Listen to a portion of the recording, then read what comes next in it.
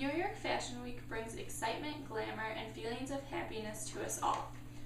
Patricia Field once said this, and she is a costume designer who is involved in New York Fashion Week. New York Fashion Week began when Charles Worth, a fashion designer, decided to show his collections on living, breathing models. This was the first time it had been done, and it was a big deal, and everyone talked about it. And his idea of doing this started the trend of having what the French called fashion fêtes, which fêtes in French means party. So people would gather for a certain designer, and they would have essentially a party where some of the women would be wearing the designer's collections. These fashion fêtes, the designers who participated in them, became kind of a high society French fashion club, which they called Chambre Syndicale. Now, if you were a member of Chambre Syndicale, you had to have new collections for fall and summer, and you had to have a certain amount of pieces in each collection, and you had to have a fashion fête.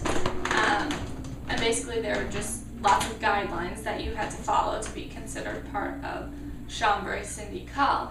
Now, during World War II, it was very difficult to get to France and home from France, so they canceled all of the festivities that were supposed to be happening, and New York, someone who I didn't write their name down, but I need to figure out who that was, decided to invite everyone who would normally go to France for their fashion week to New York, and they would host it in New York that year.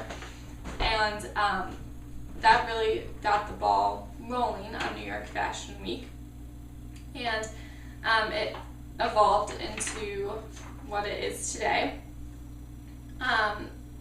And right from the first time that they held Fashion Week in New York, it was extremely successful, and it was a way for photographers, models, designers, and basically everyone to go someplace new that wasn't France and kind of take a break from all the stresses that World War II brought. Obviously, it's been extremely successful, and it impacts New York and New York's people a lot. So nowadays, every year, New York Fashion Week brings on average $770 million into the city's economy. This is divided in between two shows because there is two different fashion weeks a year, one for the fall and one for the spring. So surprisingly, just a little fun fact, New York Fashion Week is bigger, it's more nationally talked about, and it brings in more money than the Super Bowl. So it's now held in the Lincoln Center, which it used to be held in Bryant Park with the infamous white tents, but people started to feel like it was a little bit too informal, so they moved it to the Lincoln Center. And that brought a lot more expenses to New York Fashion Week. There's a lot of taxes for obviously purchasing clothes, but also renting spaces and everything. Salaries, there's so many people behind the scenes at New York Fashion Week. There are fashion designers, security guards, hairstylists, makeup artists, assistants, just anyone that you could think of, photographers, people who are there to work, and journalists, editors of fashion magazines. So their salaries take up a lot of money. Also, resources that people have to put in. I mean, the materials for clothes, lights, music, makeup, hair, everything. They have to have food and water for models, and gift bags for guests, and nail polish, everything. So when the economy is bad, it also tends to affect New York Fashion Week. So in 2008, New York Fashion Week was considerably less extravagant, and people started focusing more on the clothes. And instead of being a type of thing where New York Fashion Week was for the elite and very unreachable to average Americans, it started to become something where people would brag about what type of deal they got on an outfit instead of how much they spent. Michael Bloomberg, the former mayor of New York of New York, was and still is extremely involved in New York Fashion Week and really believed that it was a huge part of the city and that it helps New York so much every year. And he says that it brings, lots of jobs to the city, lots of tourism to the city, lots of money to the city. And so he is very instrumental in the building of the new home of New York Fashion Week, which I do not have written down here. Okay. On the social aspect of things, New York Fashion Week has a big impact on tourism. So New York Fashion Week causes a lot of people to move to New York and also to visit New York.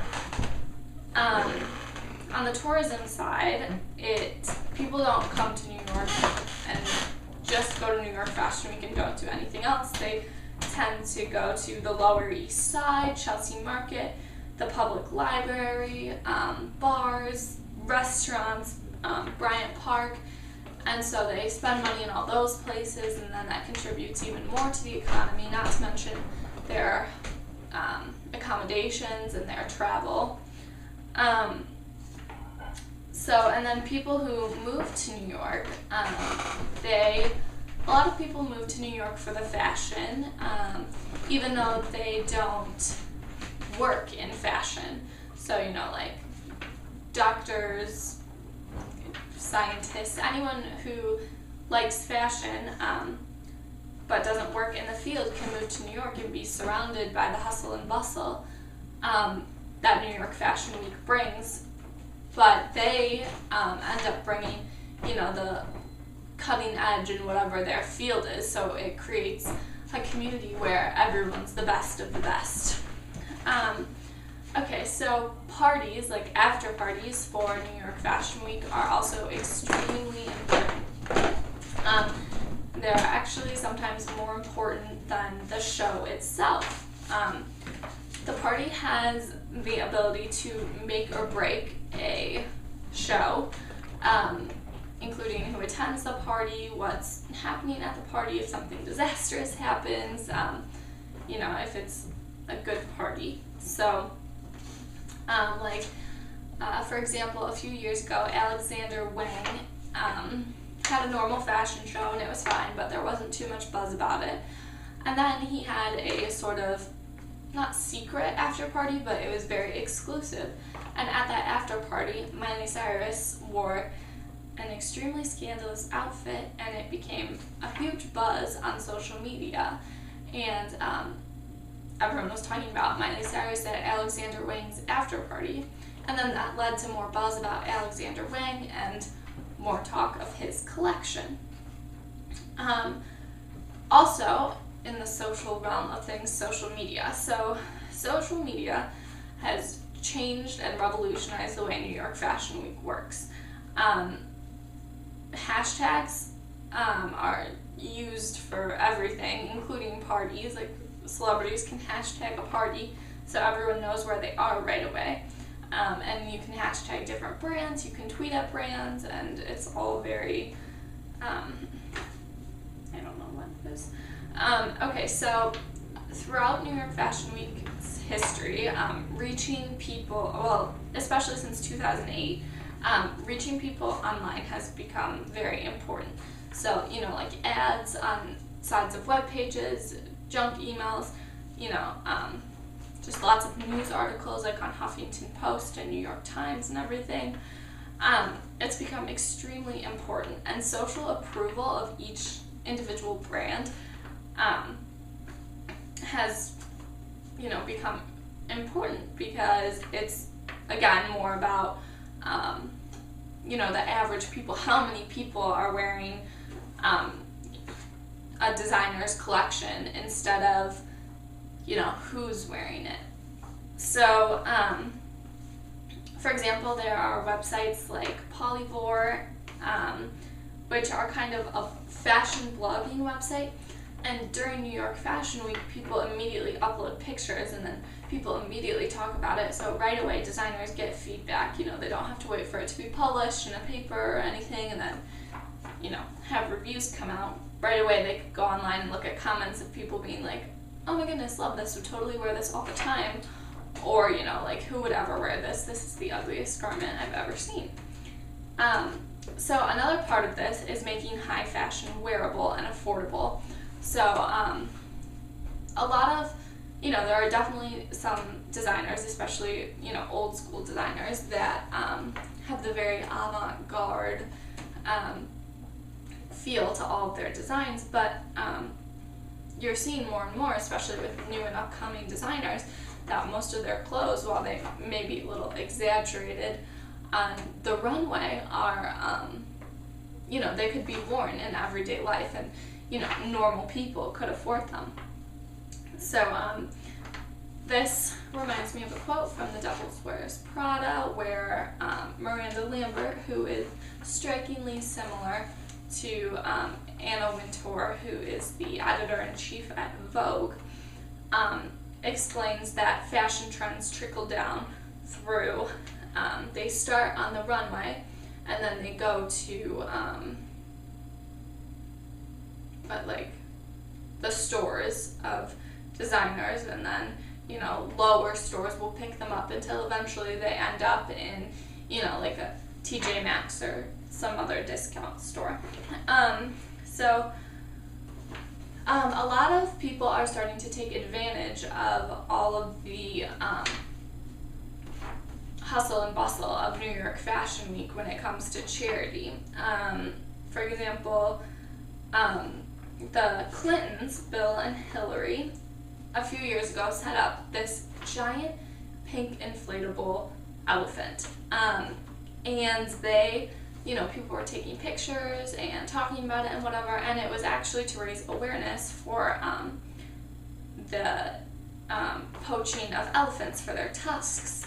So, and John Baptista, who is a colleague, or a, I don't know what you call it, something of Michael Bloomberg, said that since New York Fashion Week can cause so much buzz about fashion, why can't it do the same for charity and raising awareness for, good causes? Okay, so New York Fashion Week to most people seems like a very, very extravagant, very glitzy and glam, and everyone who's in the fashion world are perfect people, and, they wake up looking like they could walk down the runway. But when you take a look behind the glitz, you'll find that the work of people in New York Fashion Week is crazy, and they put so much time and work and effort into a fashion show that only lasts for like 10 minutes.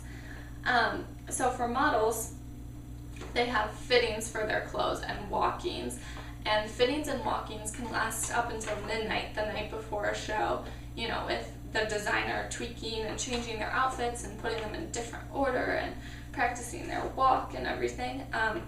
and their rest time is pretty minimal because they have to get to venues early to get hair and makeup done, obviously.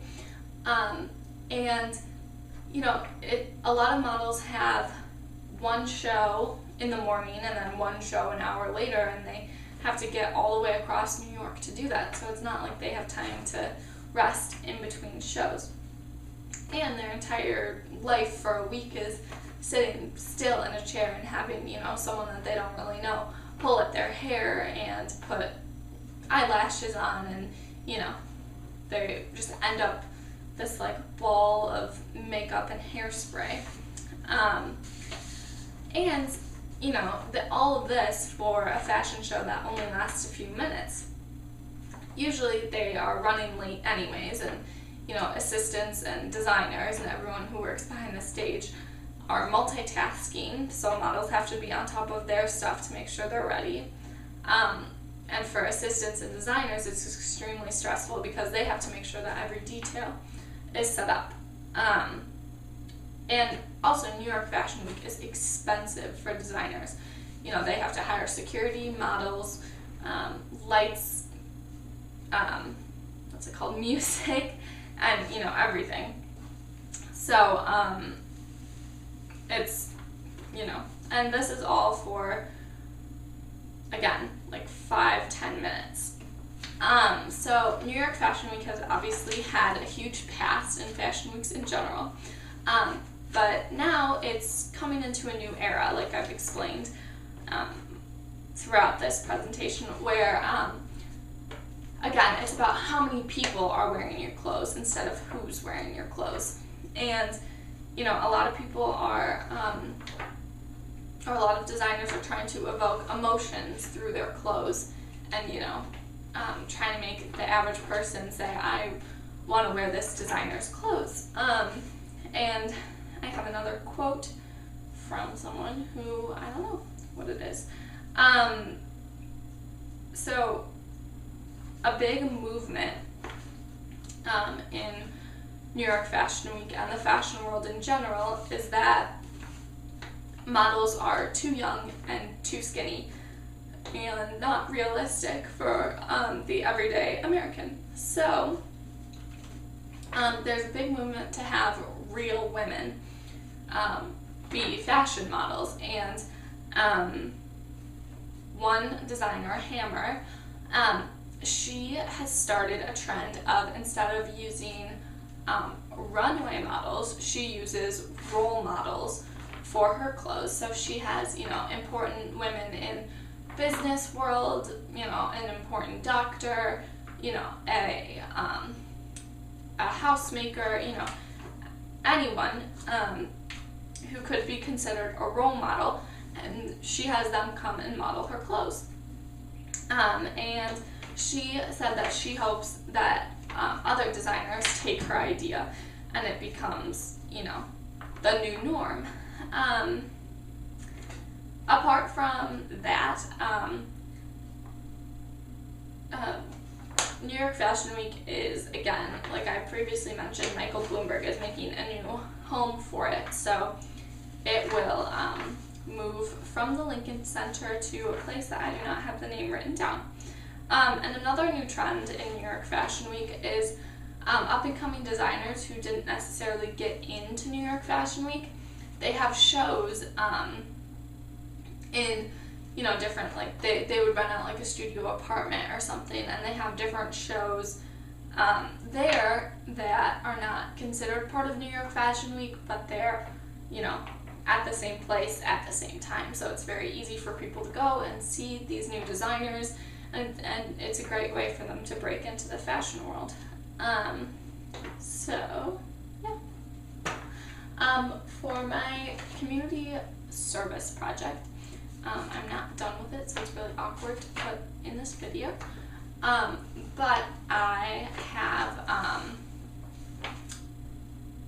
with Megan Jones, a fellow Flex senior who also did a topic in the fashion-related field, we set up a prom dress drive right in the main office at C-Home. And we organized it with Ms. Boyer and Ms. Gwynn, the assistant principal or the vice principal and the principal, and we put up posters around the school and put it on the morning announcements, and I've been telling people about it. And then we took the dresses, we're going to take the dresses and donated them to Hope's Closet, where they will be given to girls who, without those dresses, could not attend their prom. And I think that this was a way to, bring fashion to everyone, because it's a very expensive area, and it doesn't have to be. It's just a very, we live in a world that's obsessed with labels. So it's a great way for myself personally and See Home as a whole to give back to the community and, give a girl the opportunity to, get dressed up in a fancy dress that she couldn't otherwise afford, and go to her prom and have, pictures of that dress, and then maybe she'll redonate the dress to Hope's Closet and it'll go to another girl. So